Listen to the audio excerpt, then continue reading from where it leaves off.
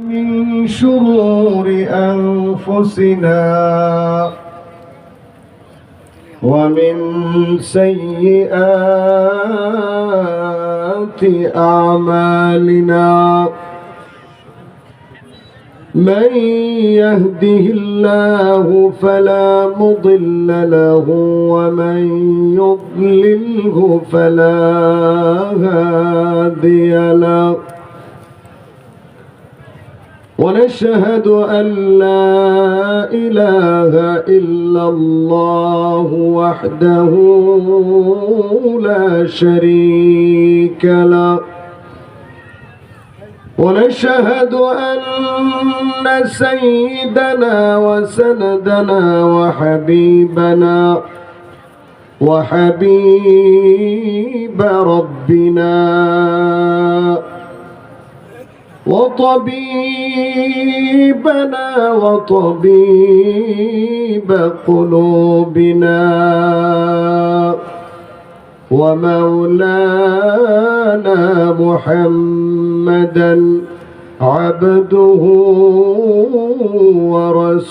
ورسوله أرسله الله تعالى إلى الناس كافة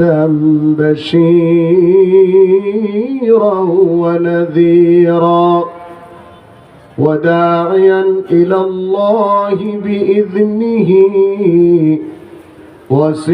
وسراجا وقمرا منيرا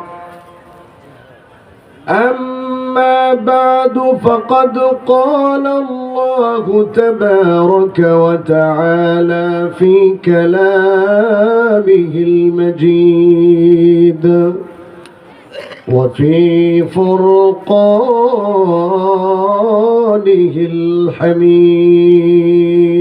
الحميد أعوذ بالله من الشيطان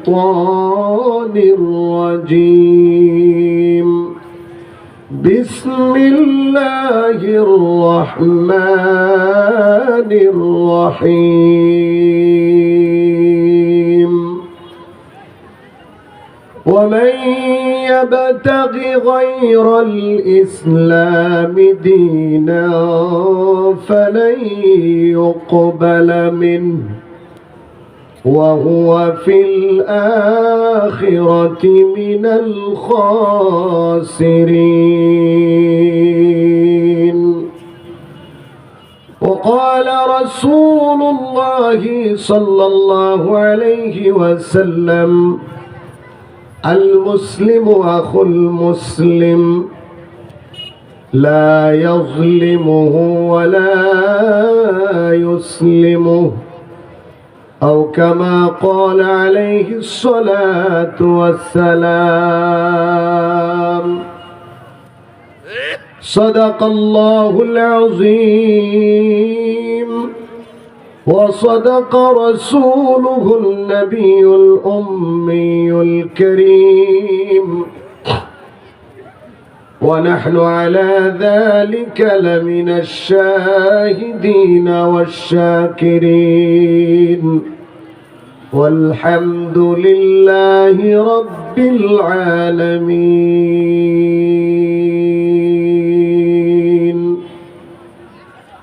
आज भी हो जो इब्राहीम का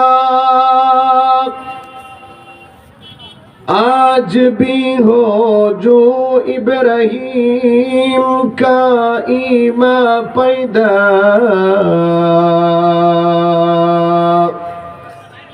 आग कर सकते हैं एक अंदाज़े गुलिस्ता पैदा रिफ़ातों की जुस्तजू में रिफ़ातों की जुस्तजू में ठोकरें तो खा चुके आस्तानी यार पर अब सर झुका के देख ले। तौहीद की अमानत सीनों में है हमारे, आसान ही मिटाना नामो निशा हमारा। अल्लाहुम्मा सल्लि अला सय्यिदिना व मौलाना मुहम्मद व अला आलिहि व अस्हाबिहि व बारिक व सल्लिम। अस्तगफिरुल्लाह रब्बी मिन कुल्लि ज़ंबिन व अतूबु इलैहि। ला हौला वला कुव्वता इल्ला बिल्लाहिल अलिय्यिल अज़ीम। রিবাব দেন, রিবাব ইকো নাই, রিবাবও নাই, ইকো দেন, রিবাবও দেন।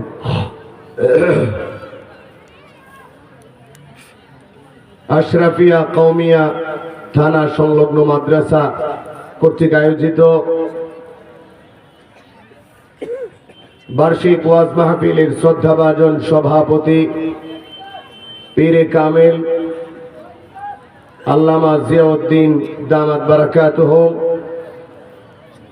মুহতামি শাইখুল হাদিস জামিয়া শাহিদিয়া জানজাইল মাদ্রাসা, উপস্থিত আছেন মুআজ্জাজ মুকাররম উলামায়ে কেরাম।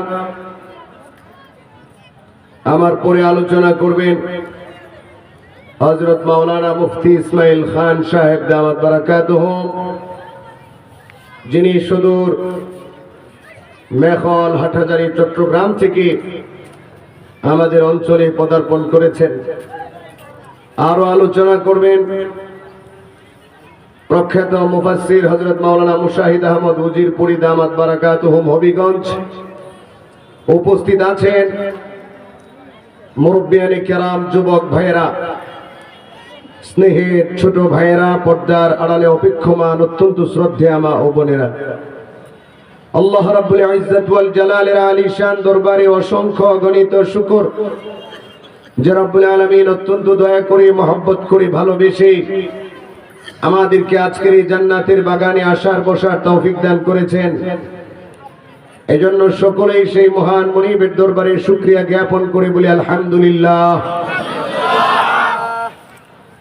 মুহতারাম হাজিরিন, আমি আপনাদের সম্মুখে পবিত্র কালামুল্লাহ থেকে একটি আয়াত, নবী আলাইহিস সালাতু ওয়াস সালামের হাদিসের ভান্ডার থেকে ছোট্ট একটি হাদিস পাঠ করেছি।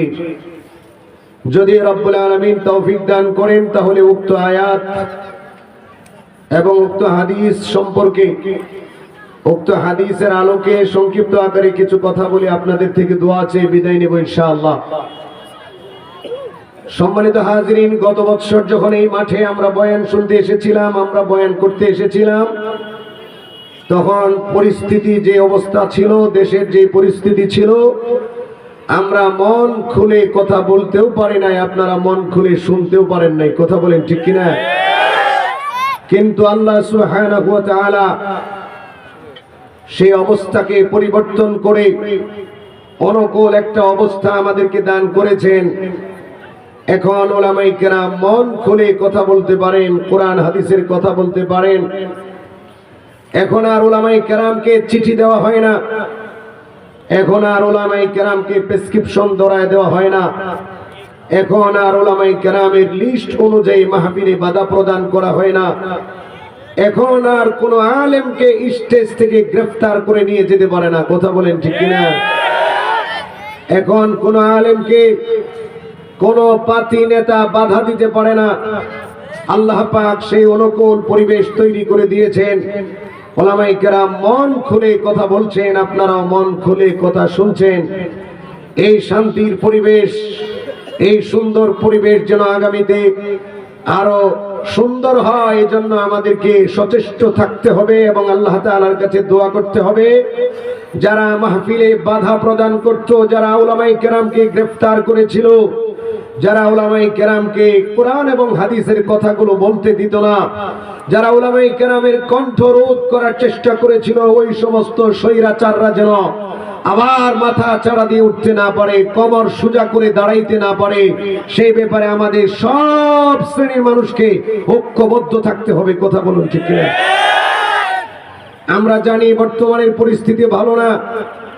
স্বৈরাচারের প্রেতাত্মারা আবার মাথা সোজা করার জন্য, কোমর সোজা করার জন্য, আবার এদেশে ক্ষমতার মসনদে বসার জন্য, আবার এদেশকে একটা অস্থিতিশীল পরিবেশ তৈরি করার মাধ্যমে এই দেশের শান্তি বিনষ্ট করার জন্য বারবার রূপ ধারণ করে, বারবার রূপ চেঞ্জ করে।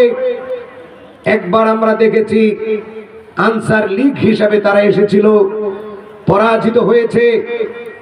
এরপরে তারা গত কয়েকদিন আগে অটো রিক্সা লীগ হয়ে এসেছিল, সেখানেও তারা ব্যর্থ হয়েছে।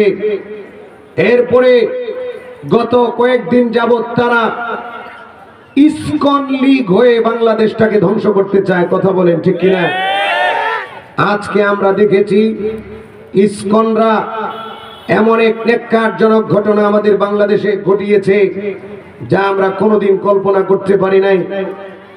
আজকে তাদের এক সন্ত্রাসী নেতা চিন্ময় কৃষ্ণ দাসকে গ্রেফতার করার কারণে তারা চট্টগ্রামে আদালতে হামলা করেছে, পুলিশের উপর হামলা করেছে এবং মুসলমান আইনজীবীদের উপর হামলা করেছে। এতেও তারা ক্ষান্ত হয় নাই। মুসলমানদের প্রাইভেট কারে, ব্যক্তিগত গাড়িগুলোকে হামলা করে ভেঙ্গে চুরমার করে দিয়েছে, অসংখ্য গাড়ি ভাঙচুর করেছে। এরপরেও তারা ক্ষান্ত হয় নাই। আমাদের কলিজার টুকরা মসজিদ, আল্লাহ তাআলার ঘরে তারা হামলা করে ভাঙচুর করেছে। এমনকি তারা আমাদের একজন মুসলমান আইনজীবী সাইফুল ইসলাম নামে এক আইনজীবীকে জবাই করে হত্যা করেছে। এইভাবে তারা স্বৈরাচারের পাঁচাটা গোলাম হয়ে স্বৈরাচারকে আবার পুনঃপ্রতিষ্ঠা করার জন্য তারা একের পর এক ষড়যন্ত্র করে যাচ্ছে। আমাদেরকে সতর্ক থাকতে হবে এবং ধৈর্যের সাথে মোকাবেলা করতে হবে। আমরা মুসলিম জাতি, সর্বশ্রেষ্ঠ জাতি। আমাদের ধর্ম ইসলাম সর্বশ্রেষ্ঠ ধর্ম। আমাদের কিতাব আল কোরআন সর্বশ্রেষ্ঠ কিতাব। আমাদের নবী সর্বশ্রেষ্ঠ নবী। আমরা মুসলিম জাতি, সভ্য জাতি। আমাদের মসজিদগুলো হক এবং হক্কানিয়তের প্রতীক। তাদের মন্দিরগুলো হলো বাতিল, তাদের উপাসনায় ওইগুলো হলো বাতিল। তাদের ধর্ম যেমন রহিত হয়ে গিয়েছে, তাদের উপাসনালয় রহিত হয়ে গিয়েছে। ওইগুলো সফলতার মাপকাঠি না। এরপরেও আমরা মুসলমানরা মন্দিরে হামলা করি না এবং করব না। কথা বলেন ঠিক কিনা? এরপরেও আমরা হিন্দুদের বাড়ি করে হামলা করব না, করি নাই। কিন্তু তারা বারবার আমাদের মসজিদগুলোতে আক্রমণ করছে। গত 3 দিন আগে তারা মাদারীপুরে একটা হাই স্কুলে ছাত্ররা নামাজ পড়ার জন্য একটা ঘর নির্মাণ করেছে। মুসলমানরা নামাজ পড়ার জন্য একটা ঘর নির্মাণ করেছে। সেখানে আযান দেওয়ার জন্য মাইক লাগিয়েছে। কিন্তু হিন্দু সুপার, হিন্দু প্রধান শিক্ষক তার সাঙ্গ পাঙ্গ নিয়ে সেই ঘর ভেঙে দিয়েছে এবং সেই মসজিদের মাইকগুলোকে ভেঙে দিয়েছে। আযান দিতে তারা বাধা প্রদান করেছে। এইভাবে একের পর এক তারা আমাদের মসজিদগুলোতে আক্রমণ করছে, আমাদের ভাইদেরকে রক্তাক্ত করছে। গত বছর ফরিদপুরের মধুখালীতে আপন 2 ভাইকে তারা হত্যা করার দৃষ্টান্ত দেখিয়েছে, দুঃসাহস দেখিয়েছে। তারা কিছুদিন আগে যৌথ বাহিনীর উপর হামলা করার দুঃসাহস দেখিয়েছে। আজকে তারা আমাদের মসজিদে হামলা করে তারা দুঃসাহসিকতার চূড়ান্ত পর্যায়ে পৌঁছে গিয়েছে। ও মুসলমান, তাদেরকে বিন্দু মাত্র ছাড় দেওয়া হবে না। অনতি বিলম্বে এদেরকে গ্রেফতার করতে হবে। চিৎকার মেরে বলুন ঠিক কিনা?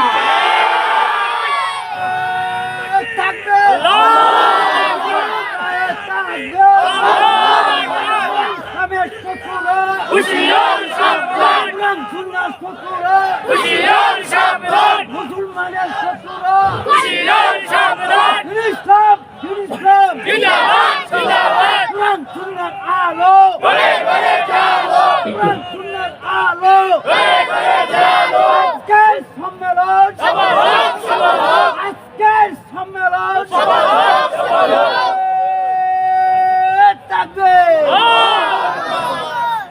মোহতারাম হাজরিন, বলছিলাম আমরা কারো মন্দিরে হামলা করব না, কোন হিন্দু ভাইয়ের বাড়িতে হামলা করব না।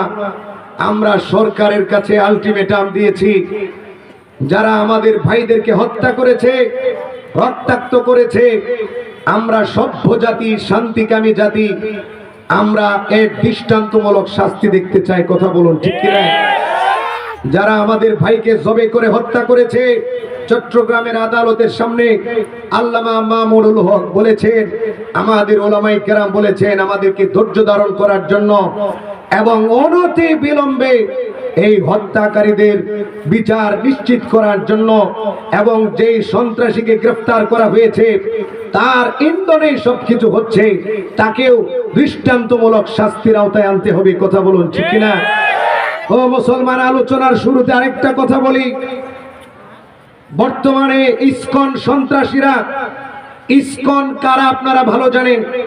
1966 খ্রিস্টাব্দে যুক্তরাষ্ট্রে ভারতের এক হিন্দু এই ইসকন সদস্য, এই ইসকনের প্রতিষ্ঠা লাভ করে, এরপরে হিন্দুস্তানে 1989 সালে এই ইসকনের প্রতিষ্ঠা তারা করে, এরপরে আস্তে আস্তে আমাদের বাংলাদেশে এর বীজ বপন করে 108টি রাষ্ট্রে এই ইসকন সদস্যরা সন্ত্রাসী কার্যক্রম চালাচ্ছে।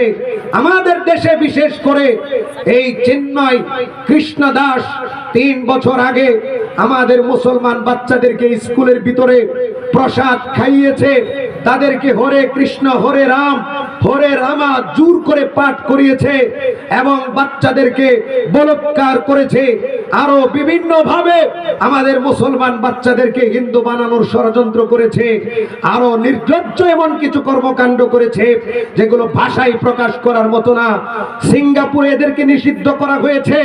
আমরা বাংলাদেশ বর্তমান সরকারকে বলবো, এই ইসকনরা হলো ওই পরাজিত স্বৈরাচারের প্রেতাত্মা এবং দালাল। কথা বলেন ঠিক কিনা? ওরা তাদের হয়ে কাজ করেছে।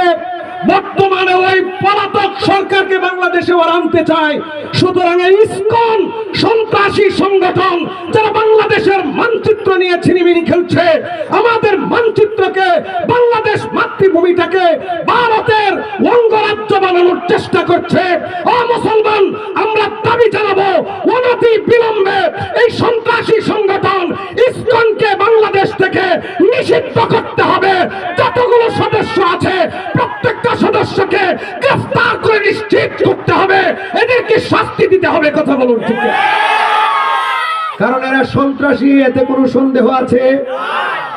এরা যে সন্ত্রাসী আজকের ঘটনা আরো প্রমাণ করেছে। কথা বলেন ঠিক কিনা? সুতরাং সন্ত্রাসীরা বাংলাদেশে থাকতে পারবে না।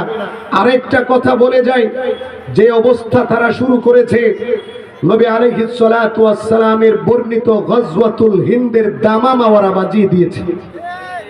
গজওয়াতুল হিন্দ হবে, এটা সত্য। সাওবান রাদিয়াল্লাহু তাআলা আনহু থেকে বর্ণিত। আপনারা গ্রামের মানুষ, আমরা গ্রামের মানুষ। বলতে পারেন হুজুর আমরা কৃষক, আমরা ব্যবসায়ী, আমরা চাকরিজীবী, আমরা এত কিছু বুঝি না। কিন্তু বুঝতে হবে, ঈমান ধরে রাখতে হলে, জান্নাতে যেতে হলে, সফলতার চাবিকাঠি অর্জন করতে হলে আমাদেরকে বুঝতে হবে, জানতে হবে, প্রস্তুতি গ্রহণ করতে হবে। কথা বলুন ঠিক কিনা? হযরতে সাওবান রাদিয়াল্লাহু তাআলা আনহু আরো 1450 বছর পূর্বে বলে গিয়েছেন, দুইটা দল আছে, ইসাবাতানি মিন উম্মতি কাদ আহরাজাহুম আল্লাহু মিনান নার। আল্লাহর নবীর উদ্ধৃতি দিয়ে তিনি বলেন, আল্লাহর নবী বলেছেন দুইটি দল আছে, যেই দুইটি দলকে আল্লাহ রাব্বুল আলামিন জাহান্নাম থেকে মুক্তি দিয়েছেন, জান্নাতি বলে ঘোষণা দিয়েছেন। বলুন সুবহানাল্লাহ। এক নাম্বার দল হলো ইসাবাতুন তাকজুল হিন্দা।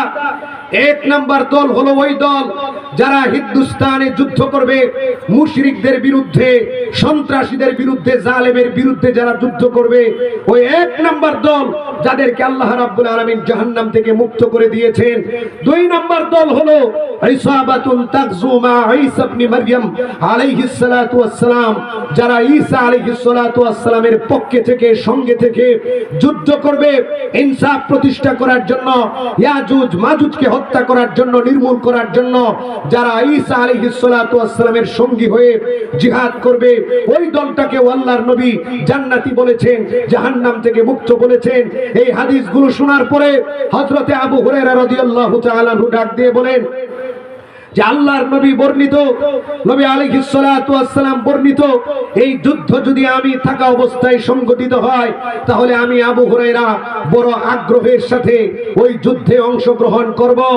আর আমি যদি ওই যুদ্ধে শাহাদাত বরণ করি তাহলে ফানা আফদালুশ শুহাদা, আমি হব সর্বোত্তম শহীদ। আর যদি আমি শহীদ না হই, গাজী হয়ে ফিরি, তাহলে ফানা মুহাররারা, আমি হব জাহান্নাম থেকে মুক্ত। বলুন সুবহানাল্লাহ।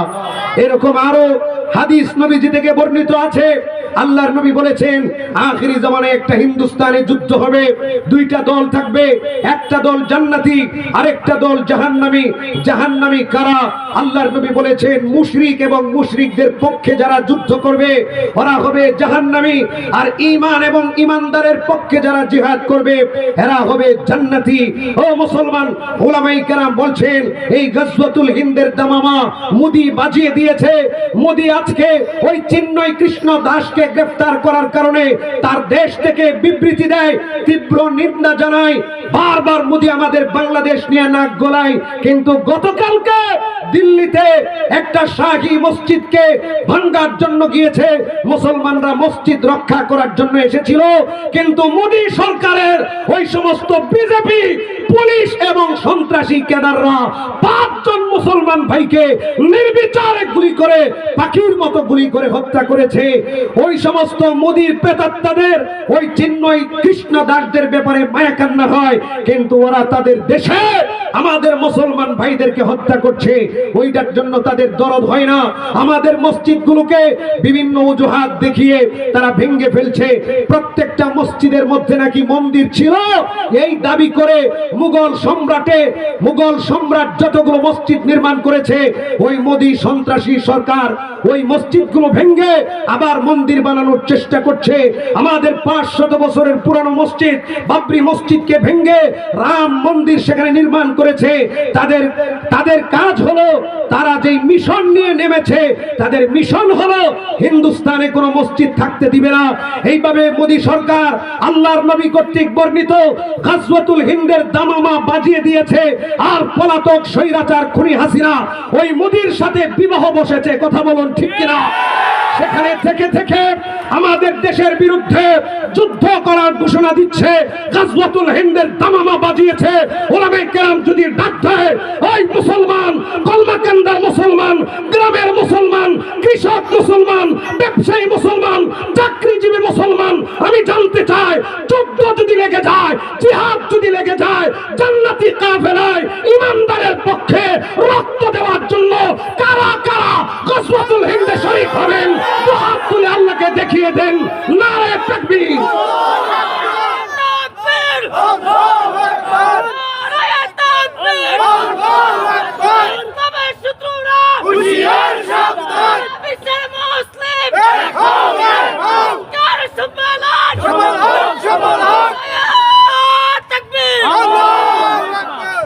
সম্মানিত হাজরিন, ইসকনকে নিষিদ্ধ করতে হবে। কথা বলেন ঠিক কিনা?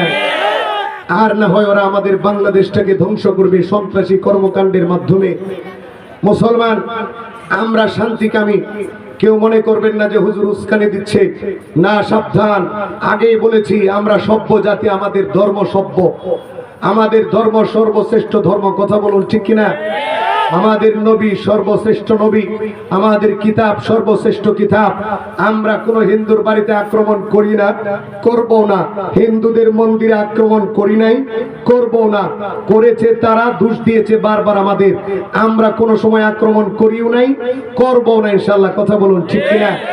তো মুহতারাম হাজরিন, আমরা সভ্য জাতি, এটা আমরা ভালো করে জানি। এরপরে আমাদের মুসলমানদের মধ্যে অনেকে আছে যারা হিন্দুদের সাথে বড় খাতির লাগায়, এরপরে অনেক ইহুদির সাথে খাতির লাগায়, অনেক খ্রিস্টানের সাথে খাতির লাগায়, এবং অনেক মুসলমান আছে মুসলমানিত্ব কম মানে কিন্তু হিন্দুত্ববাদ মনের মধ্যে লালন করে, ইহুদি খ্রিস্টানদের কৃষ্টি কালচার মনের মধ্যে লালন করে, নামাজও পড়ে, আবার ইহুদি খ্রিস্টানদের সমস্ত অসভ্যতাকে নিজের ধর্ম ধর্মীয় সভ্যতার মধ্যে জায়গা দিয়েছে, অপসংস্কৃতিগুলোকে নিজের সংস্কৃতির মধ্যে জায়গা দিয়েছে। বাদশাহ আকবর যেমন সার্বজনীনতার ডাক দিয়েছিল, হিন্দু বৌদ্ধ খ্রিস্টান এবং মুসলিম মিলে একটা জগা খিচুড়ির দ্বীনে ইলাহি নির্মাণ করেছিল। আমাদের মধ্যে অনেক উদারমনা মুসলমান আছে যে হিন্দু বৌদ্ধ খ্রিস্টানদের সাথে মিলা তারা নিজের ধর্মকে তারা সংরক্ষণ করে জান্নাতে যাওয়ার স্বপ্ন দেখে। কথা বলুন ঠিক কিনা? আল্লাহ রাব্বুল আলামিন তাদের ব্যাপারে ডাক দিয়ে বলেন, ঈমান মজবুত করতে হবে, নিরেট মুসলমান হতে হবে, খালিস মুসলমান হতে হবে। হিন্দু মার্কা, মুশরিক মার্কা, ইহুদি মার্কা মুসলমান হলে চলবে না। আল্লাহর নবী সাল্লাল্লাহু আলাইহি ওয়াসাল্লামও ইসলামের ব্যাপারে কঠোর ছিলেন, সব কিছু আমি মানব, কিন্তু ইসলামের সাথে অন্য ধর্মের সামঞ্জস্যতা এটা আল্লাহর নবী বরদাস্ত করতেন না। আল্লাহ রাব্বুল আলামিনও পবিত্র কুরআনুল কারীমের মধ্যে ডাক দিয়ে বলেন, আল্লাহ রাব্বুল আলামিন বলেন, وَمَن يَبْتَغِ غَيْرَ الْإِسْلَامِ دِينًا فَلَن يُقْبَلَ مِنْهُ وَهُوَ فِي الْآخِرَةِ مِنَ الْخَاسِرِينَ।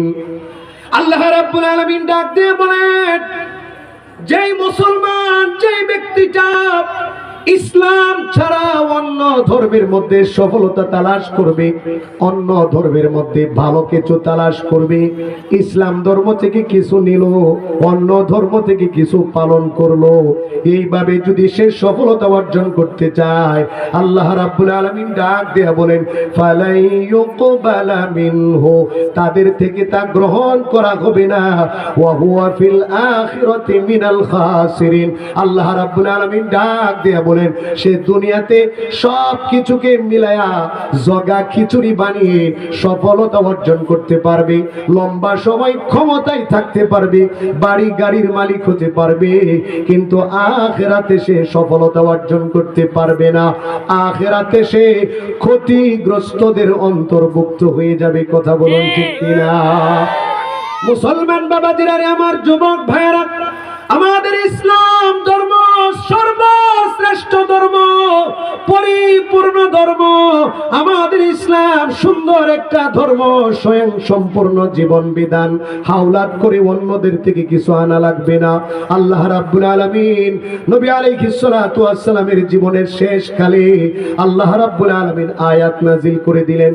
আল্লাহ রাব্বুল আলামিন মক্কা বিজয়ের পরে ডাক দিয়া বলেন, আল ইয়াউমা আকমালতু লাকুম দীনাকুম ওয়া আতমামতু আলাইকুম নি'মাতি ওয়া রাদিতু লাকুমুল ইসলাম দীনা। আল্লাহ রাব্বুল আলামিন ডাক দিয়া বলেন, আজকের দিনে আমি আল্লাহ তোমাদের জন্য তোমাদের ধর্মকে পরিপূর্ণ করে দিয়েছি। তোমাদের উপর যত নিয়ামত নাজিল করার দরকার ছিল আমি আল্লাহ সব নিয়ামত নাজিল করে দিয়েছি। আমি আল্লাহ তোমাদের জন্য ইসলাম ধর্মটাকে পছন্দ করেছি। এখন ইসলাম ধর্ম ছাড়া সফলতা তালাশ করলে লাভ নাই। কেউ যদি বলে আমি হিন্দু ধর্মে থাইকা আমি জান্নাতে চলে যাব, সফলতা পাবে না, সে ভাবতে পারে হিন্দু ধর্ম সঠিক, কিন্তু আল্লাহ রাব্বুল আলামিন ডাক দিয়ে বলে, না না, অন্য ধর্মগুলো রহিত হয়ে গিয়েছে, ইসলাম ধর্মকে আমি আল্লাহ এখন বিশ্ববাসীর জন্য ধর্ম হিসাবে মনোনীত করেছি। এরপরে কেউ যদি বলে আমি খ্রিস্টান থেকে আমি খ্রিস্ট ধর্ম পালন করে আমি জান্নাতি হয়ে যাব, আমি সফল কাম হয়ে যাব, আল্লাহ রাব্বুল আলামিন ডাক দিয়ে বলেন, না না, খ্রিস্ট ধর্ম পালন করে তুমি জান্নাতে যেতে পারবা না। ইসলাম আসার পূর্বে খ্রিস্ট ধর্ম ছিল, কিন্তু ইসলাম আসার পরে খ্রিস্ট ধর্ম বাতিল হয়ে গেছে। এইভাবে প্রত্যেকটা ধর্মকে আল্লাহ রাব্বুল আলামিন রহিত করে দিয়া, বাতিল করে দিয়া একমাত্র সফলতার ধর্ম, শান্তির ধর্ম রেখেছেন ইসলাম ধর্ম। কথা বলুন ঠিক কিনা? মুসলমান বাবাজিরা আমার, ওই বাদশাহ আকবর দ্বীন ইলাহি বানিয়েছিল। কেন দ্বীন ইলাহি বানিয়েছিল? যেন লম্বা সময় ক্ষমতার মসনদে টিকে থাকতে পারে। এই জন্য হিন্দুদেরকে তার দরবারে জায়গা দিয়েছিল। আমাদের স্বৈরাচারও কিন্তু লম্বা সময় ক্ষমতায় থাকার জন্য ওই বাদশাহ আকবরের নীতি গ্রহণ করেছে, ফিরআউনের নীতি গ্রহণ করেছে। মুসলমানদের মধ্যে দলাদলি আর ভাগাভাগি করে রাখছে। তাবলীগের মধ্যে দুইটা দল বানাইছে স্বৈরাচার। কথা বলেন ঠিক কিনা? মুসলমানদের মধ্যে বিভিন্ন দলাদলি মুসলমানদেরকে বিভক্ত করেছে স্বৈরাচার। কারণ ফিরআউন তার একটা সিস্টেম ছিল, বনি ইসরাইলদেরকে এক হতে দেয় নাই, তার জাতিদেরকে এক হতে দেয় নাই। ওয়াজআলা আহলাহু শিয়া ইস্তাদঈফু তাইফা। আল্লাহ রাব্বুল আলামিন ডাক দিয়া বলেন, ওই ফিরআউন নামক জালেমটা লম্বা সময় ক্ষমতায় টিকে থাকার জন্য তার উম্মতদেরকে, তার জাতিদেরকে সে ভাগে ভাগে বিভক্ত করে রেখেছিল, যেন সব জাতি এক হইতে না পারে। যদি সব জাতি এক হয়ে যায় তাহলে জালেম ফিরআউনকে টেনে হিসড়ে ক্ষমতা থেকে নামাবে। কথা বলুন ঠিক কিনা? মুসলমান বাবাজি আরে আমার, আমরা আরো আগে স্বৈরাচারদেরকে টেনে হিসড়ে নামাইতে পারতাম। 2013 সালে যখন আমাদেরকে নির্বিচারে গুলি করে হত্যা করেছিল, আমরা টেনে খিচড়ে নামাতে পারতাম, কিন্তু আমরা এক ছিলাম না, আমরা দলে দলে বিভক্ত ছিলাম। আমরা কেউ চরমনাই, কেউ হেফাজত, কেউ জমিয়ত, কেউ খেলাফত, এইভাবে দলে দলে বিভক্ত থেকে কেউ বিএমপি, কেউ জামাত, এইভাবে দলে দলে বিভক্ত থেকে আমরা দুর্বল হয়ে পড়েছিলাম। যার কারণে স্বৈরাচাররা এত জুলুম আর নির্যাতন করার পরেও তাদেরকে আমরা মসনদ থেকে নামাতে পারি নাই। যদি এক হয়ে যাইতাম তাহলে স্বৈরাচার টিকতে পারতো না। কথা বলুন ঠিক কিনা? এখনো যদি এক না হতে পারি, এখনো যদি সাধারণ মতরক্ষগুলোকে, ভেদাভেদ গুলোকে না ভুলতে পারি, এখনো যদি এক হতে না পারি, এখনো যদি হাতে হাত না রাখতে পারি, তাহলে স্বৈরাচাররা আবার মাথা চারা দিয়ে উঠবে। কথা বলুন ঠিক কিনা? ও মুসলমান, আজকে ফিলিস্তিনের গাজার মুসলমানরা মার খায় কারণ কি? আমরা মুসলমানরা এক না। যদি মুসলমানরা এক হতাম তাহলে এই কয়েক লক্ষ ইহুদি আমাদেরকে মারতে পারতো না। ও মুসলমান, আল্লাহর কসম খাইলেও হানিস হব না। যদি আমরা মুসলমানরা ঈমানটাকে মজবুত করে সমস্ত মুসলমান, 200 কোটি মুসলমান হাতে হাত রেখে ঐক্যবদ্ধ হতে পারি, ওই কয়েক লক্ষ ইহুদি পালাবার রাস্তা খুঁজে পাবে না। কথা বলুন ঠিক কিনা? আমরা দলে দলে বিভক্ত হয়ে দুর্বল হয়ে পড়েছি, যার কারণে স্বৈরাচাররা, জালেমরা আমাদের উপর জুলুম নির্যাতন করে পার পেয়ে যায়। এইটাই হলো জালেমদের সিস্টেম। বাদশাহ আকবরও এই সিস্টেম এবং এই নীতি অবলম্বন করেছিল। হিন্দুদেরকে ঢুকাইছে, খ্রিস্টানদেরকে ঢুকাইছে, ইহুদিদেরকে ঢুকায়া, মুসলমানদেরকে ঢুকায়া একটা দ্বীনে ইলাহি বানিয়েছে।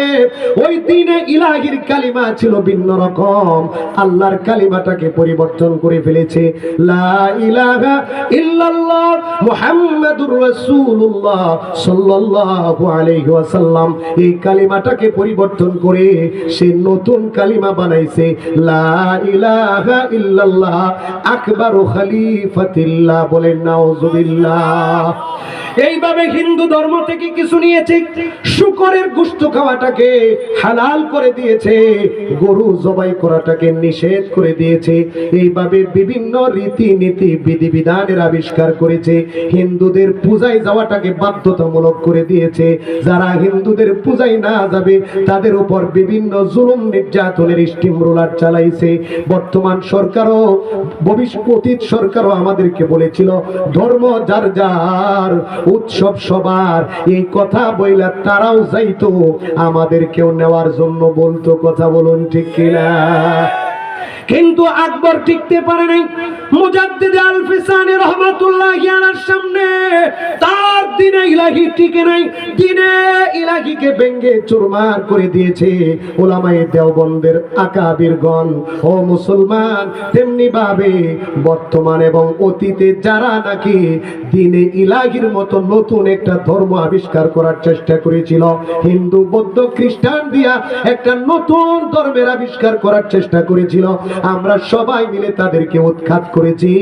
এমন প্রস্তাব আল্লাহর নবীর দরবারে আসছিল, আল্লাহর নবীর দরবারে কাফেররা আসছিল, মুশরিকরা আসছিল, আয়েশা বলে, মুহাম্মদ 1 বছর তুমি আমাদের প্রভুদের ইবাদত করবা, 360 মূর্তির পূজা করবা, আর 1 বছর আমরা তোমার এক আল্লাহর ইবাদত করব। বলেন নাউজুবিল্লাহ। মুশরিকরা আল্লাহর নবীর দরবারে এসে বলে, মুহাম্মদ তোমার মাঝে আর আমাদের মাঝে ঝগড়া, তোমার অনুসারীদের মাঝে আর আমাদের অনুসারীদের মধ্যে ঝগড়ার দরকার নাই, তুমি আমাদের প্রভুদের 1 বছর ইবাদত করবা, আমরা মুশরিকরা তোমাদের আল্লাহর ইবাদত 1 বছর করব, তুমি আমাদের ধর্ম 1 বছর মানবা, আমরা তোমার ধর্ম 1 বছর মানব। এতে করে কোনো ঝগড়া থাকবে না, কোনো বিবাদ থাকবে না, মারামারি থাকবে না, হিংসা বিদ্বেষ থাকবে না। কথা সুন্দর, কিন্তু ডাল মে কুছ কালা হে। কথা বলুন ঠিক কিনা? কথা সুন্দর, মতলব খারাপ। আল্লাহর নবীকে মূর্তি পূজারী বানাইতে চাই, মুসলমানদেরকে মূর্তি পূজারী বানাইতে চাই। আল্লাহর নবী কিছু বলার আগে আল্লাহ রাব্বুল আলামিন আয়াত নাজিল করে দিলেন, সূরা নাজিল করে দিলেন।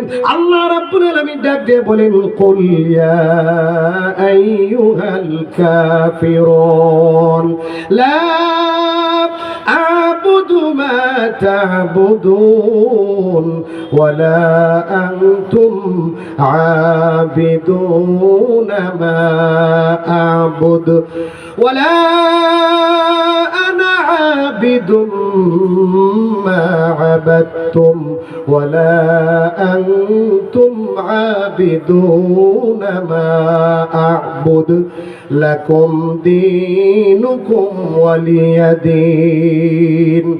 আল্লাহ রাব্বুল আলামিন সূরা নাযিল করে দিয়া বলেন, হে আমার দোস্ত মুহাম্মদ, ওই সমস্ত মুশরিকদেরকে জানায়া দেন, কাফেরদেরকে জানায়া দেন, তোমরা কাফেররা যেই মূর্তির পূজা করো, আমি মুহাম্মদ সেই মূর্তির পূজাকারী হব না। আর তোমরা মূর্তির পূজা করে আমাদের আল্লাহর ইবাদত তোমরা করতে পারবা না, কারণ যারা মুশরিক তারা আল্লাহর ইবাদতকারী হতে পারে না, আর যারা আল্লাহর ইবাদতকারী তারাও কোনোদিন মুশরিক হতে পারে না, মূর্তি পূজা করতে পারে না। কথা বলুন ঠিক কিনা? যারা মসজিদে গিয়ে আল্লাহর কুদরতি পায়, আল্লাহর কদমে 5 ওয়াক্ত সিজদা করে নামাজ পড়ে, তারা মন্দিরে যেতে পারে না, প্রসাদ খেতে পারে না। কথা বলুন ঠিক কিনা? আর যারা মন্দিরে যাবে, যারা মূর্তি পূজা করবে, তাদেরকেও আমরা আল্লাহর ঘর মসজিদে আইসা মসজিদ নাপাক করতে দেই না। কথা বলুন ঠিক কিনা? যারা এক আল্লাহর গোলাম তারা মূর্তি পূজারী হতে পারে না, আর যারা মূর্তি পূজারী তারা এক আল্লাহর গোলাম হতে পারে না। আল্লাহর নবী ডাক দেয়া বলেন, তোমাদের পূজা তোমরা করো, আমরা এক আল্লাহর ইবাদত করব। তোমাদের পূজা, তোমাদের শিরকের গুনাহ তোমরা বহন করবা, আমরা ইবাদতের মজা কাল কিয়ামতের ময়দানে আস্বাদন করব। মুসলমান বাবাজিরা আমার বলতেছিলাম, ইসলাম ধর্ম একটি স্বয়ং সম্পূর্ণ সর্বশ্রেষ্ঠ ধর্ম। আমাদের নবী সর্বশ্রেষ্ঠ নবী, আমাদের আল কোরআন সর্বশ্রেষ্ঠ কিতাব, আমরা জাতি হিসাবে সর্বশ্রেষ্ঠ জাতি। সুতরাং আমাদেরকে ভাড়া করে কারো কাছ থেকে বিধিবিধান আনা লাগবে না। আজকে আমরা ভাড়া করে আনা শুরু করে দিয়েছি, এই জন্য আমাদের ঈমান দুর্বল হয়ে গেছে। আমাদের উপর কাফেররা জুলুম নির্যাতন করে। আমরা যদি আমাদের স্বকীয়তা ধরে রাখতাম, আমরা যদি আমাদের মুসলমানিত্বকে ধরে রাখতাম, আমরা যদি আমাদের ব্যক্তিত্বকে ধরে রাখতাম, তাহলে সাহাবায়ে কেরামের জামানায় যেমন কাফেররা সাহাবীদেরকে দেখা থরথর করে কাঁপতো, বর্তমানেও কাফেররা আমাদেরকে দেখা থরথর করে কাঁপতো। কিন্তু কাফেররা আমাদেরকে ভয় পায় না, কারণ হলো কাফেররা যেই পোশাকটা বের করে আমরা ওই পোশাকটা নিয়ে আসি। কাফেররা যেই রীতি নীতির আবিষ্কার করে আমরা ওই রীতিনীতি আবিষ্কার করি। হিন্দুরা যে রীতিনীতি আবিষ্কার করে আমরা ওইটাকে আমাদের রীতিনীতি বানায় ফেলি। আমরা আমাদের নবীর আদর্শের উপর নাই, আমরা আমাদের সুন্নতের উপর নাই, আমরা আমাদের মুসলমানিত্বের উপর নাই। যার কারণে কাফের মুশরিকরা আমাদেরকে ভয় পায় না, বরং ওরা আমাদেরকে নিয়ে হাসাহাসি করে। ও মুসলমান, আমরা যদি ভালো হয়ে যায়, আমরা যদি নবীর আদর্শে চলি, আমরা যদি আমাদের ঈমানটাকে মজবুত করে ফেলি, তাহলে 313 জন সাহাবী যেমন 1000 কাফেরের উপর ভারী হয়ে পড়েছিলেন, 30,000 সাহাবী যেমন 30 লক্ষাধিক কাফেরের উপর ভারী হয়ে পড়েছিলেন। আমরা 250 কোটি মুসলমান, টাকার অভাব নাই, অস্ত্রের অভাব নাই, সব কিছু আমাদের কাছে আছে। এরপরেও আমাদের মসজিদগুলো ভেঙে ফেলে, এরপরেও আমরা মার খাই। এর কারণ হলো আমাদের ঈমান বড় দুর্বল। কথা বলুন ঠিক কিনা? আমরা আমাদের ইসলামের উপর অটল নাই, আমরা আমাদের ঈমানের উপর অটল নাই। আমরা কাফেরদের কৃষ্টি কালচার গুলোকে আমরা আপন করে নিয়েছি, যার কারণে ওরা আমাদেরকে ভয় পায় না, বরং আমরা ওদেরকে ভয় পাই। কথা বলুন ঠিক কিনা? আল্লাহর সাহায্য আসে না, কারণ আল্লাহর সাহায্য কখন আসে? যখন ঈমান মজবুত হয়। আল্লাহকে যখন মানুষ ভালোবাসে, আল্লাহ তখন ভালোবাসে। আজকে বলতে পারেন, হুজুর ফিলিস্তিনে এত মানুষ মার খাচ্ছে, আল্লাহর সাহায্য আসে না কেন? বাবরি মসজিদ ভেঙে ফেলা হলো, আল্লাহর সাহায্য আসে না কেন? না আসার কারণ হলো আমাদের ঈমান দুর্বল, আল্লাহর প্রেম, আল্লাহর মহব্বত আমাদের অন্তরে নেই। কথা বলেন ঠিক কিনা? কবি বড় চমৎকার বলেছেন, আজ भी हो जो इब्राहिम का ईमान पैदा, आज भी हो जो इब्राहिम का ईमान पैदा, आग कर सकती है एक अंदाज़े गुलिस्ता पैदा। কবি ডাক দিয়া বলেন, আজকেও যদি, বর্তমানেও যদি ইব্রাহিম আলাইহিস সালাতু ওয়াস সালামের মতো ঈমান আমাদের হয়ে যায়, আল্লাহর প্রেম আর আল্লাহর ভালোবাসা যদি আমাদের অন্তরে বসে যায়, তাহলে আজকেও আল্লাহ রাব্বুল আলামিনের কুদরতে, আল্লাহর হুকুমে আগুনটা এয়ার কন্ডিশন হতে বেশি দেরি লাগবে না। ইব্রাহিম আলাইহিস সালাতু ওয়াস সালামের ঈমান ছিল মজবুত। ইব্রাহিম আলাইহিস সালাতু ওয়াস সালামকে যখন কাফেররা, মুশরিকরা, নমরুদের বাহিনীরা আগুনের মধ্যে নিক্ষেপ করবে, ইব্রাহিম আলাইহিস সালাতু ওয়াস সালামের কাছে জিবরাইল আসছে, আরো ফেরেশতারা এসে বলে, আপনি যদি অনুমতি দেন তাহলে বৃষ্টি দিয়ে আগুনটাকে নিভায়া দিব, বাতাস দিয়ে আগুনটাকে নিভায়া দিব। হযরত ইব্রাহিম ডাক দেয়া বলে, তোমরা কার পক্ষ থেকে আসছো? ওই ফেরেশতারা বলে, আল্লাহর পক্ষ থেকে আসছি। হযরত ইব্রাহিমের ঈমান কত মজবুত! হযরত ইব্রাহিম ডাক দেয়া বলে, আমার আল্লাহ তো আমাকে দেখছেন, যদি সাহায্যের প্রয়োজন হয় আমার আল্লাহ আমাকে সাহায্য করবেন। বলুন সুবহানাল্লাহ। মুসলমান বাবাজিরা, আমার যুবক ভাইয়েরা, এই জন্য ঈমানটাকে মজবুত করতে হবে, ঈমান বানাইতে হবে, ঈমানটাকে দৃঢ় করতে হবে, আল্লাহর নবীকে রোল মডেল বানাইতে হবে। মেসি, ওই সমস্ত নেইমার, দুনিয়া কাফের মুশরিকদেরকে মডেল বানালে চলবে না। সাহাবীদেরকে আমাদের আদর্শ মানতে হবে, আল্লাহর নবীকে আদর্শ মানতে হবে, আল্লাহর নবীর সুন্নতটাকে আঁকড়ে ধরতে হবে, তাহলেই সফলতা পাওয়া যাবে। কবি আরো বড় চমৎকার বলেছেন, रिफातों की जुस्तजू में, रिफातों की जुस्तजू में ठोकरे तो खा चुके, आस्ताने यार पर अब सर झुका के देख ले। কবি ডাক দেয়া বলেন, আমেরিকার মানব রচিত আইনগুলোকে তোমরা পরীক্ষা করে দেখেছো, তাদের রীতিনীতিগুলোকে তোমরা পরীক্ষা করে দেখেছো, তাদের সিস্টেমে তোমরা দেশ পরিচালনা করে দেখেছো, তাদের সিস্টেমে তোমরা সমাজ পরিচালনা করে দেখেছো, তাদের সিস্টেমে তোমরা ব্যক্তি জীবন পরিচালনা করে দেখেছো। সফলতা পাও নাই, এবার তোমরা সুন্নতে রসুলের কাছে, রসুল্লাহর সুন্নতের কাছে সারেন্ডার করে দেখো, মাথা নত করে দেখো, সফলতা আসবেই আসবে। কথা বলুন ঠিক কিনা? মুসলমান বাবাজিরা, আমার যুবক ভাইয়েরা, এই জন্য ইসলামটাকে সর্বশ্রেষ্ঠ ধর্ম মনে করে, আল্লাহর নবীর আদর্শগুলোকে সফলতার মাপকাঠি মনে করে আল্লাহর নবীর আদর্শে আদর্শিত হয়ে যায়, আল্লাহর প্রেম, আল্লাহর মহব্বত অন্তরে বসায়, তাহলে ঈমান মজবুত হয়ে যাবে। আল্লাহ রাব্বুল আলামিন মাথা উঁচু করে বসবাস করার সুযোগ করে দিবেন, আর না হয় মার খেতে হবে, জুলুম নির্যাতন সহ্যই করা লাগবে। এই জন্য আসুন আল্লাহর নবী যেইভাবে আমাদেরকে চলতে বলেছেন, আল্লাহর নবীর আদর্শগুলোকে আঁকড়ে ধরা, সাহাবায়ে কেরাম যেইভাবে আল্লাহর নবীর আদর্শগুলোকে আঁকড়ে ধরে সফলতা অর্জন করেছেন, কাফেরদের মনে ভীতি সঞ্চার করেছেন। আল্লাহর নবীর সাহাবীরা যেমন ময়লা কাপড় আর ভাঙ্গা তরবারি দিয়া, সাহাবায়ে কেরাম যেমন ভাঙ্গা তরবারি দিয়া কাফেরদের মনের মধ্যে ভয় ঢুকিয়ে দিয়েছেন, আমরাও আজকে কাফেরদের মনের মধ্যে ভয় ঢুকাতে পারি। হযরতে রিবিঈ ইবনে আমির রাদিয়াল্লাহু তাআলা আনহু, হযরতে হুযায়ফা ইবনুল ইয়ামান, এই দুইজন সাহাবী পারস্যের সম্রাটের আমন্ত্রণে তারা ইরানে গিয়েছে।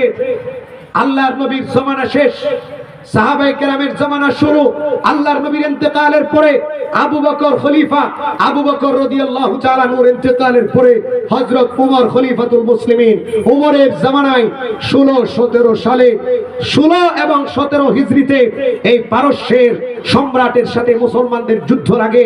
পারস্যের সম্রাট তৎকালীন পৃথিবীর, তৎকালীন বিশ্বের সবচাইতে বড় পরাশক্তি, সবচাইতে ক্ষমতাধর আর শক্তিধর ছিল পারস্যের সম্রাট। আরেকটা সম্রাট ছিল রোম সম্রাট। এই দুইটা রাজ্য ছিল সবচাইতে শক্তিশালী। মুসলমানরা ওই পারস্য বিজয় করার জন্য আল্লাহর নবীর ভবিষ্যৎবাণী অনুযায়ী হযরত উমরে ফারুকের জামানায় পারস্য বিজয় করার জন্য মদিনা থেকে ছুটছে পারস্যের সম্রাট মুসলমানদের সাথে মোলাকাত করার জন্য মুসলিম প্রতিনিধিদেরকে আমন্ত্রণ জানিয়েছে। আল্লাহর নবীর দুইজন সাহসী সাহাবী, একজন হলেন হযরতে রিবিঈ ইবনে আমির, আরেকজন হলেন হুযায়ফা ইবনুল ইয়ামান রাদিয়াল্লাহু তাআলা আনহুমা। এই দুইজন গিয়েছেন, লম্বা পথ পাড়ি দিয়ে গিয়েছেন, কাপড়গুলো ধুলাই ময়লা হয়ে গিয়েছে, তরবারিগুলো ঝং ধরা, তরবারিটা ভেঙে গিয়েছে। আল্লাহর নবীর সাহাবীরা জুব্বা পরিহিত অবস্থায়, আল্লাহর নবীর সুন্নতি পোশাক পরিহিত অবস্থায় যখন গেট দিয়ে ঢুকবে, তখন ওই পারস্য সম্রাটের সেনাবাহিনীরা আটকে দিয়েছে। তারা ডাক দিয়ে বলে, এই নোংরা পোশাক পরে আমাদের রাজ দরবারে ঢুকতে পারবে না, আমাদের রাজ দরবারের পোশাক পরে আমাদের বাদশার সাথে সাক্ষাৎ করতে হবে। ও মুসলমান, সাহাবায়ে কেরাম সেদিন দীপ্ত কণ্ঠে ডাক দিয়ে বলেছিলেন, তোমাদের পোশাকগুলো দামি পোশাক হতে পারে, তোমাদের পোশাকগুলো তোমাদের কাছে সুন্দর হতে পারে, কিন্তু আমাদের পোশাক হলো আল্লাহর নবীর সুন্নতি পোশাক। আমরা আল্লাহর নবীর সুন্নতি পোশাক ছাড়তে পারবো না। প্রয়োজনে তোমাদের রাজ দরবারের বৈঠক আমরা পরিহার করতে পারবো। বলেন আল্লাহু আকবার। আল্লাহর নবীর সাহাবায়ে কেরাম পোশাক খুলবে না, বলে ময়লা পোশাক, বলে ময়লাটাই আমাদের জন্য ভালো, এটার মধ্যে আমাদের স্বকীয়তা রয়েছে, এটার মধ্যে আমাদের আল্লাহর নবীর সুন্নত রয়েছে। সাহাবায়ে কেরাম ঢুকতে যাবেন, ওই সমস্ত খ্রিস্টানরা, ওই পারস্য সম্রাটের সেনাবাহিনীগুলো সাহাবীদের দিকে তাকায়া মুস্কি মুস্কি হাসে, কেউ কেউ অট্ট হাসি দেয় আর বলে, এই মুসলিম জাতি ভাঙ্গা তরবারি দিয়ে নাকি আমাদের সাথে যুদ্ধে বিজয় লাভ করবে। রিবিঈ ইবনে আমিরের হাতেই ভাঙ্গা তরবারি, একটা কাপড় দিয়ে ঢেকে রেখেছেন।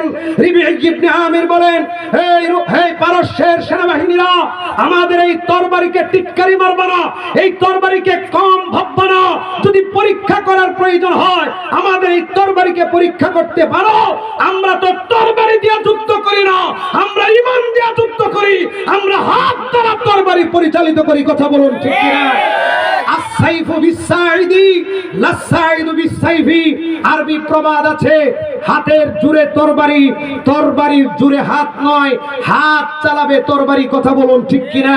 হাতের মধ্যে যদি পাওয়ার থাকে, ঈমান যদি মজবুত থাকে, ওই মরিচিকা ভাঙ্গা তরবারি দিয়েও মানুষকে জাহান্নামে পাঠানো যায়। কথা বলেন ঠিক কিনা? সাহাবায়ে কেরাম ডাক দিয়ে বলে, পরীক্ষা করতে মনে চাইলে সব চাইতে শক্তিশালী সেনাবাহিনীটা আমার সামনে দাঁড়াও, সব চাইতে মজবুত ঢাল আমার সামনে নিয়ে আসো। ওরা পরীক্ষা করার জন্য শক্তিশালী সেনাবাহিনী এবং সব চাইতে মজবুত ঢাল নিয়ে রিবঈ ইবনে আমিরের সামনে দাঁড়িয়েছে। হযরত রিবঈ ইবনে আমির রাদিয়াল্লাহু তাআলা আনহু মজবুত ঈমান নিয়ে আল্লাহু আকবার বলে এই নাঙ্গা তরবারি, এই ভাঙ্গা তরবারি দিয়া, দুর্বল তরবারি দিয়ে এমন জোরে আঘাত করেছেন ওই পারস্যের সম্রাটের শক্তিশালী ঢালটা ভেঙে টুকরা টুকরা হয়ে গিয়েছে। বলেন আল্লাহু আকবার। মুসলমান বাবাজিরা আমার, কাফেরদের মনের মধ্যে ভয় চলে আসছে। এই জাতি তো বড় ভয়ঙ্কর জাতি, এরা তো নিজের পোশাক ছাড়ে না, সুন্নতি পোশাক ছাড়ে না, এরা তো দেখা যায় ভাঙ্গা তরবারি দিয়ে আমাদের মজবুত ঢালকে ভেঙে দেয়। এরা স্বাভাবিক জাতি না। সারেন্ডার করে ভীত সন্ত্রস্ত হয়ে ছেড়ে দিয়েছে। মুসলমানরা ভিতরে গিয়েছে। হযরতে হুযায়ফা ইবনুল ইয়ামান রাদিয়াল্লাহু তাআলা আনহুকে এবং সাহাবায়ে কেরামকে দস্তরখান দেওয়া হলো। রাজ দরবারের ভিআইপি অতিথিদের সামনে খাবার দেওয়া হলো। সাহাবায়ে কেরাম খাবার খাচ্ছেন। নিজেদের স্বকীয়তা দেখেন কেমন। আল্লাহর নবীর সাহাবীরা খাবার খাচ্ছে। হুযায়ফা ইবনুল ইয়ামান রাদিয়াল্লাহু তাআলা আনহু প্লেট থেকে, দস্তরখান থেকে এক টুকরো খাবার পড়ে গিয়েছে। আল্লাহর নবীর সুন্নত হলো খাবার যদি পড়ে যায় ওইটাকে পরিষ্কার করে এরপরে খেয়ে নেওয়া, ওইটাকে নষ্ট না করা।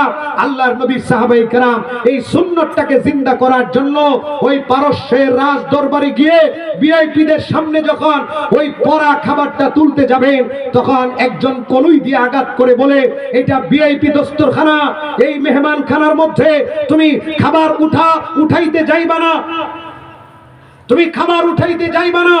এই ভিআইপি দস্তরখানে যদি তুমি খাবার উঠাতে যাও তাহলে মানুষ তোমাদেরকে টিটকারি মারবে, মানুষ তোমাদেরকে নিয়ে মজা করবে। হযরত হুযায়ফা ইবনুল ইয়ামান সেদিনও দীপ্ত কণ্ঠে বলেছিলেন, হযরতে হুযায়ফা ইবনুল ইয়ামান বলেছেন, আল্লাহর নবীর সুন্নাত জিন্দা করলে এরা টিটকারি মারতে পারে, কিন্তু আতুরুকু সুন্নাত রাসূলিল্লাহি লিহাউলাইল হুমাকা, আমি হুযায়ফা কি এই সমস্ত নির্বুদ্ধের কারণে আল্লাহর নবীর সুন্নাত ছেড়ে দিব না, না, আমি এই সমস্ত বুকাদের কারণে আল্লাহর নবীর সুন্নাত ছাড়তে পারি না। এরা তো আল্লাহর নবীর সুন্নাত সম্পর্কে জানে না, এরা তো কাফের, এরা তো মুশরিক, এরা তো আল্লাহর নবীর সুন্নতের পাওয়ার জানে না, আল্লাহর নবীর সুন্নতের বরকত সম্পর্কে এদের ধারণা নাই। সুতরাং এই সমস্ত বুকাদের কারণে আমি আল্লাহর নবীর সুন্নত ছাড়তে পারি না। হযরতে উসমান রাদিয়াল্লাহু তাআলা আনহু ৬ষ্ঠ হিজরিতে সূরা হুদায়বিয়ার সন্ধি চুক্তির ব্যাপারে আলোচনা করার জন্য মক্কা থেকে, মদিনা থেকে মক্কায় আগমন করলেন। একটা লুঙ্গি পরে গেলেন, চাচাতো ভাইয়ের বাড়িতে উঠলেন, লুঙ্গিটা টাকনোর উপরে পরা। ও মুসলমান, একটু বুঝে থাকলে বলেন, লুঙ্গি টাকনোর নিচে পড়তে হবে নাকি উপরে পড়তে হবে?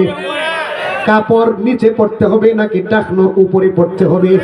বর্তমান সমাজের কিছু মুসলমান মনে করে টাকনোর উপরে কাপড় পরাইটা ছোট লোকি, টাকনোর নিচে কাপড় পরাইটা মাস্তানি। কথা বলেন ঠিক কিনা?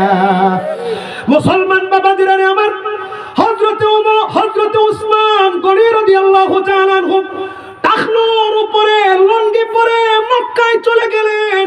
চাচাতো ভাই ডাক দেয়া বলে, উসমান, তুমি মক্কার বড় বড় লিডারদের সাথে কথা বলতে আসছো, সন্ধি চুক্তির ব্যাপারে কথা বলার জন্য আসছো।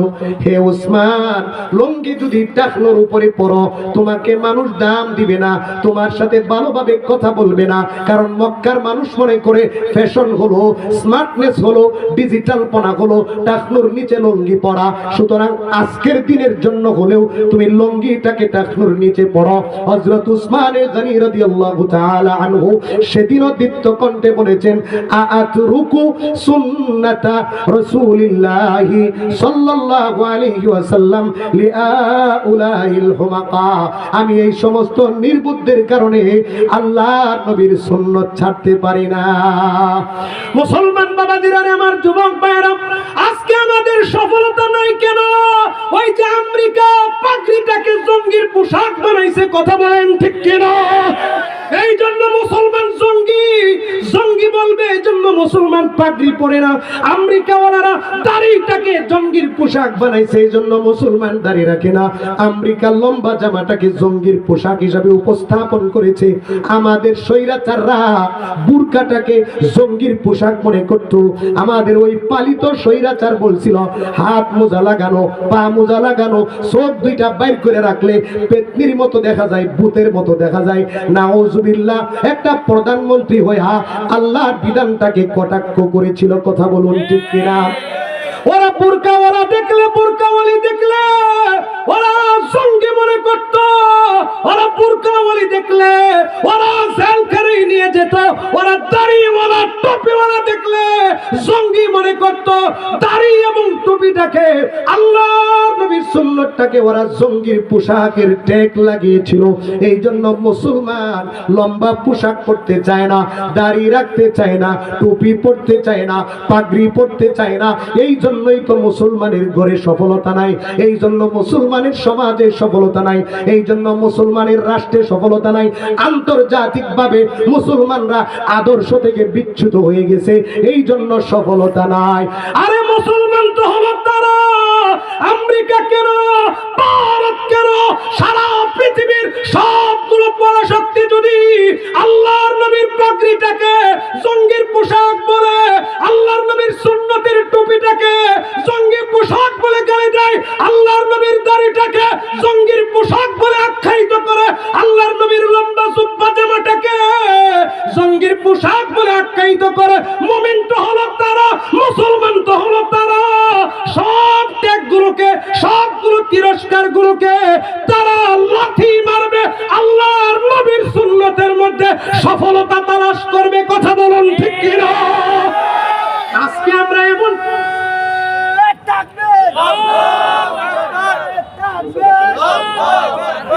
পরবর্তী আলোচক নিয়ে আসলে ভালো হয়, পরবর্তী আলোচককে দ্রুত সময়ের মধ্যে নিয়ে আসলে ভালো হয়। আমার আর একটা প্রোগ্রাম আছে নাজিরপুর, দুর্গাপুর। মোহতারাম হাজরিন, এই অল্প সময়ের মধ্যে শেষ করে দিব। বলতেছিলাম আজকে আমরা আমাদের স্বকীয়তা, আমাদের সুন্নত ছেড়ে দিয়েছি। কথা বলেন ঠিক কিনা? আমাদের আদর্শ থেকে বিচ্যুত হয়ে গিয়েছি। আমাদের সুন্দর ধর্ম ইসলামের শ্রেষ্ঠত্ব আমরা বুঝতে পারি নাই।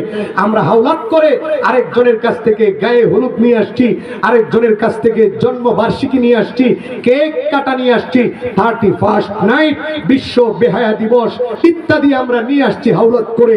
আমাদের মুসলমানিত্বকে আমরা ধরে রাখতে পারি নাই, যার কারণে আমরা মার খাচ্ছি। কথা বলেন ঠিক কিনা? মোহতারাম হাজরিন, সর্বশেষ আল্লাহর নবীর সুন্নতের 4টি সুন্নত বলে আমি আমার আলোচনা শেষ করব। আমাদের ব্যক্তি জীবনে এই 4টি সুন্নত আজকের আলোচনা থেকে কমপক্ষে এই 4টি সুন্নত নিয়ে আমরা বাড়িতে যাব, এই 4টি সুন্নত নিয়ে আমরা ঘুরে ফিরব। সুন্নতগুলো, নবীর সুন্নতগুলোকে আঁকড়ে ধরা, এটা ঈমানের পরিচয়, মুসলমানিত্বের পরিচয়। প্রত্যেকটা কাজে সুন্নত থাকতে হবে, এমনকি আমলের মধ্যেও সুন্নত থাকতে হবে, নামাজের মধ্যেও সুন্নত থাকতে হবে, রোজার মধ্যে সুন্নত থাকতে হবে, প্রত্যেকটা ইবাদতের মধ্যে সুন্নত থাকতে হবে। নবীর আদর্শ আর সুন্নত না থাকলে সারা রাত ব্যাপী নামাজ পড়লেও আল্লাহর দরবারে কবুল হবে না, প্রতিদিন রোজা রাখলেও আল্লাহর দরবারে কবুল হবে না। একটা উদাহরণ বলি, আল্লাহর নবী সাহাবায়ে কেরাম 3 জন ব্যক্তি, যা সালাসু রাহতিন ইলা বুয়ুতি আজওয়াজিন নবী সাল্লাল্লাহু আলাইহি ওয়াসাল্লাম, 3 জন সাহাবী আল্লাহর নবীর স্ত্রীদের বাড়িতে গিয়েছে। নবীর স্ত্রীদের বাড়িতে যাওয়ার উদ্দেশ্য হলো গোপনে আল্লাহর নবীর ইবাদত সম্পর্কে জানা। নবীজি কেমন ইবাদত করতেন, কেমন নামাজ পড়তেন, কেমন রোজা রাখতেন, কেমন ঘুমাইতেন, এটা জানার জন্য গেছে। এরপরে যখন তাদেরকে বলা হলো আল্লাহর নবী রাতের কিছু অংশে ঘুমান, আর কিছু অংশে নামাজ পড়েন, কিছু অংশে কোরআন তেলাওয়াত করেন, আর কিছু অংশে নামাজ পড়েন। আল্লাহর নবী প্রতিদিন রোজা রাখেন না, একদিন রোজা রাখেন, আরেকদিন রোজা রাখেন না, এইভাবে আল্লাহর নবী স্ত্রীদেরকেও সময় দেন। এবার এই 3 জন সাহাবী ডাক দেয়া বলে, হায়রে আল্লাহর নবী এত বড় দামি নবী হওয়া সত্ত্বেও এত কম ইবাদত করে তারা আল্লাহর নবীর ইবাদতটাকে কম ভাবতে লাগলেন। কিছুক্ষণ পর্যালোচনা করার পরে তারা ডাক দেয়া বললেন, না না, আমরা তো ভুল ধারণা করছি, আল্লাহর নবীর ইবাদতটাকে কম ভাবার সুযোগ নাই। আল্লাহর নবী তো দামি নবী, তার তো আগেও গুনাহ নাই, পরেও গুনাহ নাই। আল্লাহর নবী বেগুনাহ মাসুম, এরপরেও আল্লাহর নবী এত নামাজ পড়েন, আল্লাহর নবী রোজা রাখেন, আল্লাহর নবী এত কোরআন তিলাওয়াত করেন, এটা তো অনেক বেশি ইবাদত হয়ে যায়। আমরা তো গুনাহগার, আমরা তো কাফির ছিলাম, আমরা তো মুশরিক ছিলাম, আমাদের তো আরো অনেক বেশি ইবাদত করা দরকার। এই কথা ভেবে একজন সাহাবী ডাক দিয়ে বলে, ফাআম্মা আনা ফাউসাল্লিল লাইলা আবাদা। একজন সাহাবী ডাক দিয়ে বলে, আমি এখন থেকে আর ঘুমাবো না, আমি এখন থেকে সারা রাত নামাজ পড়বো। আরেকজন সাহাবী ডাক দিয়ে বলে, আমি এখন থেকে আসুমুল লাইলা আসুমুন নাহার আমাদা, আমি প্রতিদিন রোজা রাখবো, একদিনও আমি রোজা ছাড়বো না।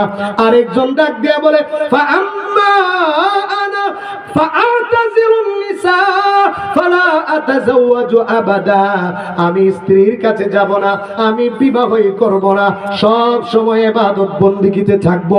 আল্লাহর নবীর কাছে এই আলোচনাটা চলে আসছে, আল্লাহর নবী সাহাবায়ে কেরামের এই পরামর্শের ব্যাপারে জেনে গেছেন।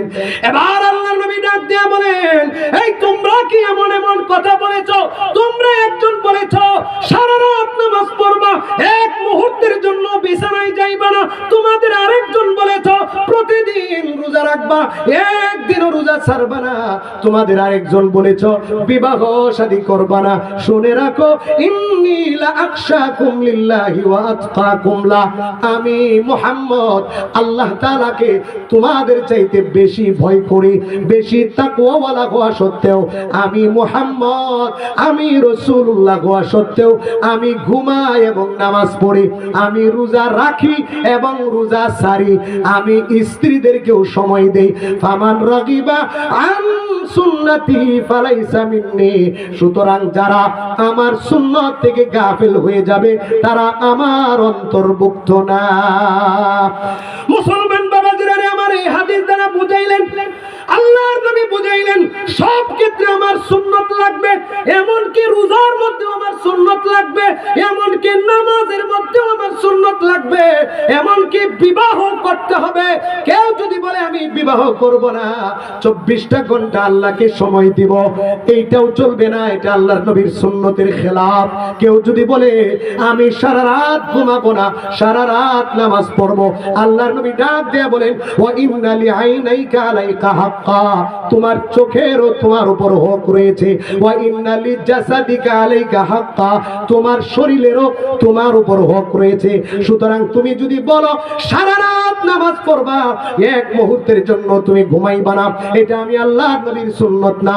তুমি যদি বলো প্রতিদিন রোজা রাখবা, একদিনও তুমি রোজা ছাড়বা না, এটাও আমি আল্লাহর নবীর সুন্নত না।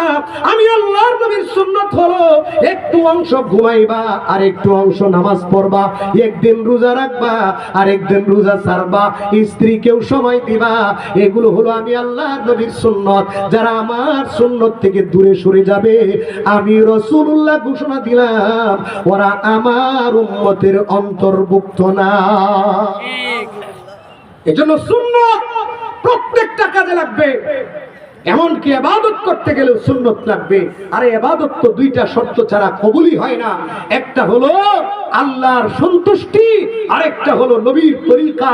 ইবাদত কবুল হওয়ার জন্য দুইটা শর্ত লাগে, একটা হলো আল্লাহর সন্তুষ্টির জন্য কাজ করতে হবে, দুই নাম্বার হলো আল্লাহর নবীর তরিকা সুন্নত অনুযায়ী কাজ করতে হবে। কথা বলেন ঠিক কিনা? চারটি সুন্নতের কথা বলবো বলেছিলাম। আল্লাহর নবী এক হাদিসের মধ্যে ডাক দিয়ে বলেন, আরবাউন মিন সুনানিল মুরসালিন, আল্লাহর নবী ডাক দিয়ে বলেন, চারটি সুন্নত এমন আছে যেটা আমি নবীর একার সুন্নত না, বরং সমস্ত রাসূলগণের সুন্নত। বলেন সুবহানাল্লাহ। আর একটু আওয়াজ দিয়ে বলতে হবে সুবহানাল্লাহ। সমস্ত নবীদের সুন্নত। আল্লাহর নবী ডাক দিয়ে বলেন, এক নম্বরে হলো লজ্জাশীলতা, আল হায়া ও লজ্জাশীলতা, এটা হলো এক নম্বর সুন্নত। এটা আমি নবীর সুন্নত, সমস্ত নবীদের সুন্নত। আজকে লজ্জা নাই, কথা বলেন ঠিক কিনা? লজ্জা জিনিসটা উঠে গিয়েছে। ছেলে, মা, মেয়ে, বাবা, স্বামী, স্ত্রী সব একসাথে বৈশা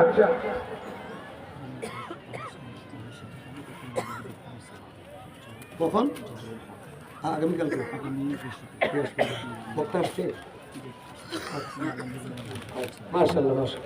আমাদের প্রধান অতিথি আল্লামা ইসমাইল খান সাহেব দামাত বারাকাতুম চলে আসছে। আমরা একটু তাকবীর দিয়ে বরণ করি। নারে তাকবীর, নারে তাকবীর। অনেক কষ্ট করে হুজুর আসছেন সেই চট্টগ্রাম থেকে, মেহল মাদ্রাসার সিনিয়র উস্তাদ। আল্লাহ পাক যেন কবুল করেন, সবাই বলে আমিন। তো বলতেছিলাম, চারটি সুন্নত শুধু আমাদের নবীর সুন্নত না, বরং সমস্ত নবীদের সুন্নত। কথা বলেন ঠিক কিনা? আল্লাহর নবী ডাক দেয়া বলেন, এক নম্বরে হলো আল হায়া ও লজ্জাশীলতা। আজকে লজ্জাশীলতা নাই। আল্লাহর নবী আরেক হাদিসের মধ্যে ডাক দিয়ে বলেন, যার লজ্জা নাই তার তো দিন নাই। আল্লাহর নবী আরেক হাদিসের মধ্যে বলেন, ইজা লাম তাস্তাহি ফাসনা বিমা শিতা। তোমার যখন লজ্জা নাই তখন তুমি যা মনে চাই তা তুমি করো। বর্তমান ডিজিটাল জামানায় লজ্জা নাই এর একটা উদাহরণ বলি। হিন্দি ফিল্ম দেখবে, হিন্দি সিরিয়াল দেখবে, ছেলেটাও আছে, মেয়েটাও আছে, বাবাও আছে, মায়ও আছে। হিন্দি ফিল্ম সিরিয়াল একসাথে বৈশা শ্বশুর শাশুড়ি বউ সবাই মিলা দেখে। কথা বলেন ঠিক কিনা? আরো কত উদাহরণ আছে, একটা দিলাম আর কি, ছোট্ট একটা উদাহরণ। এই জন্য আল্লাহর নবী ডাক দিয়ে বলেন, এক নম্বর সুন্নত আমি নবীর সুন্নত, সমস্ত নবীদের সুন্নত লজ্জাশীলতা। দুই নম্বর সুন্নত হলো আত্তাআত্তুর, সুগন্ধি ব্যবহার করা, আতর ব্যবহার করা। এটা শুধু আমাদের নবীর সুন্নত না, এটা সমস্ত নবীদের সুন্নত। পকেটের মধ্যে একটা আতরের বোতল রাখবেন, 30 টাকা, 20 টাকা, 50 টাকা দামের। যখনই মন চাবে আতর দিবেন, মনটা ফ্রেশ হয়ে যাবে, ভালো হয়ে যাবে। নবীর সুন্নত আদায় হয়ে গেল। কথা বলেন ঠিক কিনা? এরপরে আল্লাহর নবী ডাক দিয়ে বলেন, 3 নম্বর সুন্নত হলো আসওয়াক, মেসওয়াক করা। আল্লাহর নবীর সুন্নত কিন্তু মেসওয়াক বলতে নাই। ব্রাশও করে না, মেসওয়াকও করে না, মুখ থেকে দুর্গন্ধ বের হয়। আর মেসওয়াক করলে অনেক ফজিলত, অনেক ফজিলত। মেসওয়াক ওয়ালা নামাজ, মেসওয়াক ছাড়া নামাজের চাইতে 70 গুণ বেশি ফজিলত। সুতরাং মেসওয়াক করবো, এটা নবীর সুন্নত না, শুধু সমস্ত নবীদের সুন্নত। এরপরে 4 নম্বর সুন্নত, শুনতে বড় ভালো লাগে। আল্লাহর নবী ডাক দেয়া বলেন, আন-নিকাহু, বিবাহ করা, এটা আল্লাহর নবীর সুন্নত, সমস্ত নবীদের সুন্নত। এটা জিন্দা করব। কথা বলেন ঠিক কিনা? আজকে বিবাহটাকে কঠিন করে দেওয়া হয়েছে, জিনাটাকে সহজ করে দেওয়া হয়েছে। কথা বলেন ঠিক কিনা? আজকে 18 বছরের নিচে বিবাহ করলে যে বিবাহ করাবে তাকেও জেল দেওয়া হয়, মা বাবাকে জেল দেওয়া হয়, জামাইকে জেল দেওয়া হয়। কিন্তু 16 বছর 15 বছরের ছেলে মেয়েরা পার্কে যায় নষ্টামি করে, জিনা ব্যভিচার করে, ওইটা বন্ধ করা হয় না। কথা বলেন ঠিক কিনা? এগুলো সব হলো ইহুদি খ্রিস্টানদের চক্রান্ত। এই চক্রান্ত থেকে যদি বাঁচতে চান, আল্লাহর এই জমিনে আল্লাহর খেলাফত বাস্তবায়ন করতে হবে, আল্লাহর এই জমিনে আল্লাহর দ্বীন কায়েম করতে হবে, তাহলে কোরআনের বিধান বাস্তবায়ন করা যাবে। কথা বলুন ঠিক কিনা? আল্লাহ পাক তৌফিক দান করুন, সবাই বলে আমিন।